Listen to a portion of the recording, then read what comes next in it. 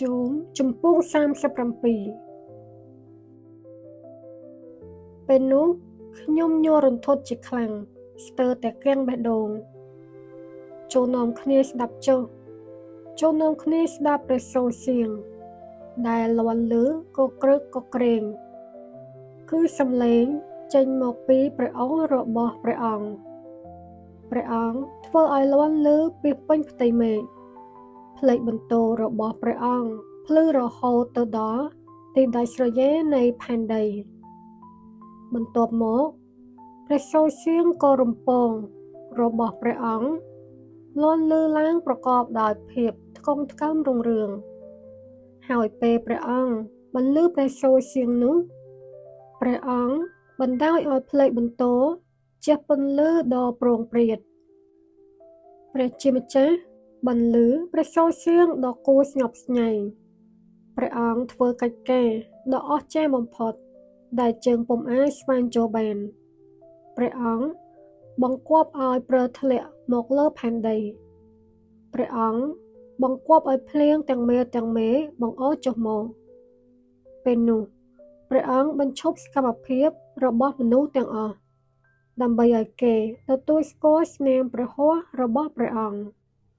សត្វព្រៃនាំគ្នារត់ទៅរកជម្រកហើយសំងំនៅក្នុងរូងរបស់វាខ្យល់គួចបក់មកពីទិសខាងត្បូងហើយខ្យល់ត្រជាក់បក់មកពីទិសខាងជើង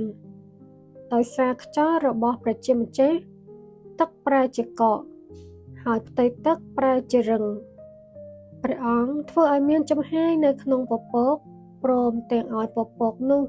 ជះពន្លឺដ៏ភ្លឺផ្លេកព្រះអង្គឲ្យពពករសាត់ទៅគ្រប់ទិសទីស្របតាមព្រះハតីដែលព្រះអង្គប្រើវាឲ្យទៅសពទីកន្លែងនៅលើផែនដីធ្វើដូច្នេះដើម្បីព្រះអង្គដាក់ទោសមនុស្សនៅលើផែនដីឬសម្ដែងព្រះハតីសប្បុរសរបស់ព្រះអង្គលោកជុំអើយសូមត្រង់ត្រាប់ស្ដាប់សេចក្តីទាំងនេះសូមនៅស្ងៀមហើយរិះគិតអំពីស្នាមព្រះហស្ថដ៏អស្ចារ្យរបស់ព្រះអង្គសូមលោកសង្កេតឲ្យច្បាស់ថាតើព្រះជាម្ចាស់បញ្ជាធម្មជាតិទាំងនោះនឹងបញ្ចេញផ្លេកបន្ទោពីពពករបស់ព្រះអង្គតាមរបៀបណាតើលោកដឹងឬទេថាពពករក្សាលំនឹងនៅក្នុងអាកាសវេហាដោយរបៀបណាតើតាអ្នកមានប្រាជ្ញាប្រសើរឥតខ្ចោះទើបសម្រេចការអស្ចារ្យបែបនេះបានពេលធាតុអាកាសហប់ដោយសារខ្យល់ក្តៅបក់មកពីទិសខាងត្បូងនោះលោកក៏ក្តៅស្អុះស្អាប់ទៅហើយដូច្នេះតើលោកអាចជួយព្រះជាម្ចាស់ដើម្បីលាយសន្ធឹងអាកាសវេហាដែលរឹងដូចកញ្ចក់ដ៏ភ្លឺរលើបបានដែរឬសូមប្រាប់ឲ្យយើងដឹងអំពីសេចក្តីដែលយើងត្រូវទូលព្រះអង្គផងយើងមិនដឹងជាត្រូវថ្លែងដូចម្តេចទេព្រោះយើងជាមនុស្សល្ងិតល្ងង់ខ្ញុំមិនចង់និយាយទៅកាន់ព្រះអង្គទេត្បិតខ្ញុំមិនចង់ហុចឱកាសឲ្យព្រះអង្គបំផ្លាញខ្ញុំរំពេចនោះគេមិនអាចមើលឃើញពន្លឺទៀតទេព្រោះព្រះអាទិត្យលាក់ខ្លួននៅពីក្រោយពពកហើយមានខ្យល់បក់មកធ្វើឲ្យផ្ទៃមេឃប្រែជាស្រឡះមានពន្លឺពណ៌មាសចេញមកពីទិសខាងជើងហុំជុំវិញព្រះជាម្ចាស់ដ៏ថ្កុំថ្កើងនិងគួរឲ្យស្ញំខ្លាចណាស់យើងមិនអាចចូលទៅចិត្តព្រះដ៏មានឫទ្ធានុភាពខ្ពង់ខ្ពស់បំផុតបានឡើយ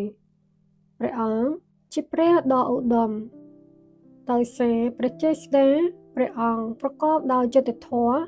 ហើយសុចរិតបំផុតព្រះអង្គមិនបំពានលើនរណាឡើយ